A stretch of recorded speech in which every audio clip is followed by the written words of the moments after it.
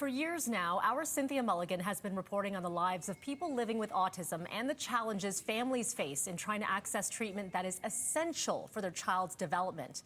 But now, a new program rolled out in Toronto. Advocates are hoping it is a glimpse of what the future could look like. City News chief correspondent Cynthia Mulligan joins us now with this incredible story, but did not begin incredible, or I should say there are ways to go. I want you to please share with our viewers the story of Cairo. Cairo is this beautiful little boy who's 5 years old, and he has autism, and which started manifesting itself in many ways, but in particular, temper tantrums.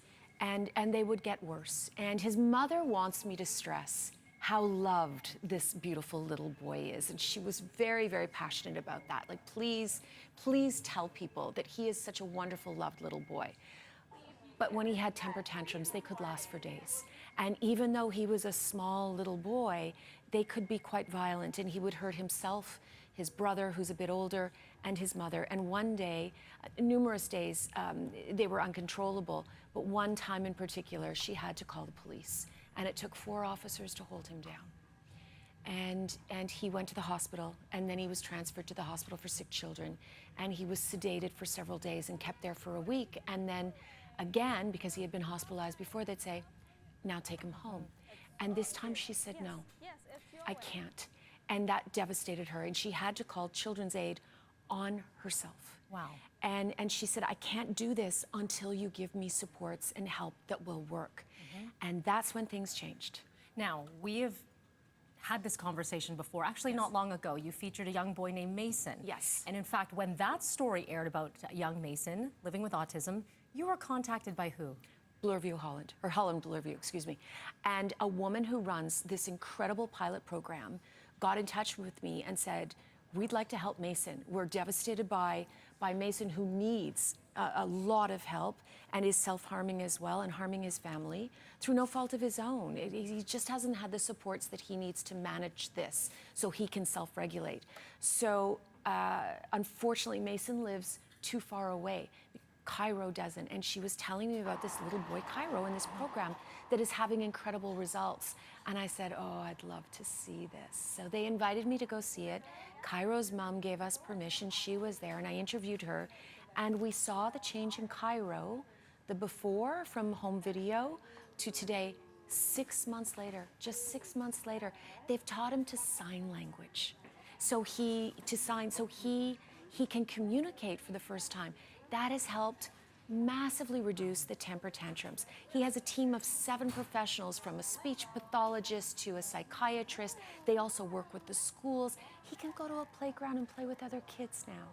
It's this incredible change. And he's also not harming his brother and his mother. And his brother was telling me, and he's only 11, you know, he'll sit with me now. He'll watch TV with me now. And what a relief for his brother. What a complete 180 from a mom who felt like, what do I do? Yes. To this incredible program, and as you mentioned, a team of experts. Unfortunately, not everyone has access. Unfortunately, Mason cannot. But let's talk a little bit about, this is a pilot program. Let me tell you about the results. Yes. Before you go any further, because we'll talk about the pilot program. The results are astonishing, and we'll listen to Bloorview explain. Our service has shown over a 90% reduction in missed school days, over a 90% reduction in emergency room visits, and over 100% reduction in acute care days in hospital for children in our service. So when we invest in this, it's remarkable. Wow. Right? So it's a 3-year pilot program that cost $100 million. Yes. And sorry, I just wanted to make sure I got that right. And it's being offered out of 3 different locations, including CHEO in Ottawa, McMaster's Children, and they're expanding it so that it's also available in communities. So Michael Garron Hospital in the East End has it. And what they're hoping is that they can prove to the Ford government, who launched this pilot project, that you're actually going to save money in the long run. Kids aren't going to the hospital as often, families aren't in crisis, and you're easing the strain on other parts of the system. Incredible. So hopefully, so this is the third year of the pilot. Yes, they're just beginning year 3. Okay, great. And it's only a 3-year pilot program. And has helped how many people thus far? How many people are currently in this program? So right now there are currently 1,200 children in the program in Ontario. It's not enough spaces because we know there are more, hundreds, possibly a couple thousand more. We don't know for sure, but that's the current number. One last question for you, Cyn. I know you couldn't include this in your story tonight, but you talked about the impact on the families as well. It's not just the individuals, but it's the fuller impact.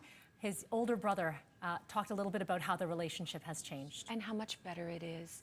And what an ease on the strain of this family. And they're so much happier, which means his older brother is going to be able to be more successful in life and have a better time. And he loves basketball, and his Cairo has a better shot at a good future for himself either, where he can be integrated into society. More on this incredible story with our Cynthia Mulligan tonight at City News at 5 and 6. Cynthia, thank you so much for bringing this to us. Thanks, Mel.